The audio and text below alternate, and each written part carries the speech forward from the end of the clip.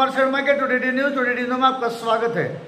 गढ़चंद्र शहर में भारतीय जनता पार्टी के द्वारा सामूहिक रक्षाबंधन तथा महिला सम्मान उत्सव में भारतीय जनता पार्टी के विधानसभा चुनाव प्रमुख माननीय देवराव जी भोंगड़े इन्होंने महिलाओं को मिलने वाले संपूर्ण योजनाओं के बारे में बताया है।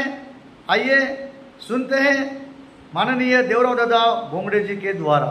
रक्षाबंधनाच्या पवित्र सणाच्या निमित्ताने तुमचा भाऊ तुम्हाला सांगायसाठी आला की ही योजना जोपर्यंत गडचांदूर शहर जरी 31 ऑगस्ट म्हणजे आजचा दिवस शेवटचा असेल, पण या सभागृहामध्ये किंवा सभागृहाच्या बाहेर आणि गडचांदूर शहरामध्ये जी जी महिला या योजनेकरता पात्र आहे त्या महिलेचा अर्ज जोपर्यंत भरला जाणार नाही तोपर्यंत योजना बंद होऊ देणार नाही, हे मी तुम्हाला सांगायसाठी आलो।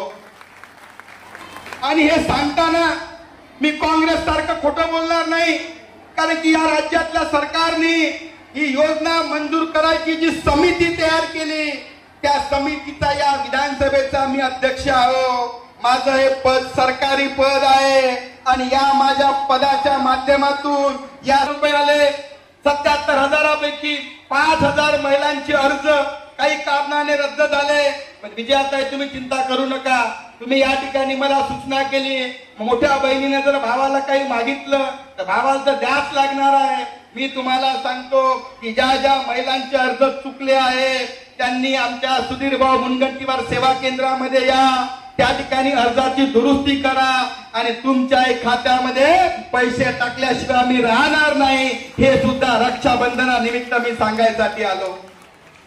भगिनींनो, आमच्या महिलांसाठी अनेक योजना सांगायसाठी आलो की गरीब कुटुंबामध्ये मुलगी जन्माला जेव्हा येते तिच्या वडिलांसमोर आईसमोर तिच्या शिक्षणाचा प्रश्न निर्माण होतो, पण आता तुम्हाला चिंता करायची गरज नाही। तुमच्या भावाचं सरकार या राज्यामध्ये आहे आणि पुन्हा जर तुमचा आशीर्वाद तुम्ही जर आमच्या पाठीमागे ठेवला तर ही योजना कधीच बंद होऊ देणार नाही। पण आमच्या मुख्यमंत्र्यांनी सांगितलं की नोव्हेंबर महिन्यामध्ये होणाऱ्या निवडणुकीमध्ये जर तुम्ही आम्हाला आशीर्वाद दिला तर निश्चितच त्या ठिकाणी तोंड गोड करून जावं लागते।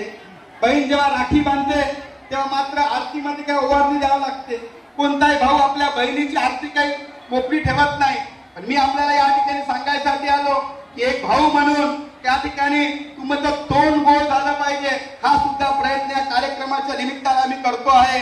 आणि जेव्हा माझ्या बहिणी आम्हाला राखी बांधतील तर या राखीची ओवाळणी मात्र एक छोट्याशा भेटवस्तूच्या स्वरूपामध्ये ही माझ्या प्रत्येक भगिनीला देणार आहोत।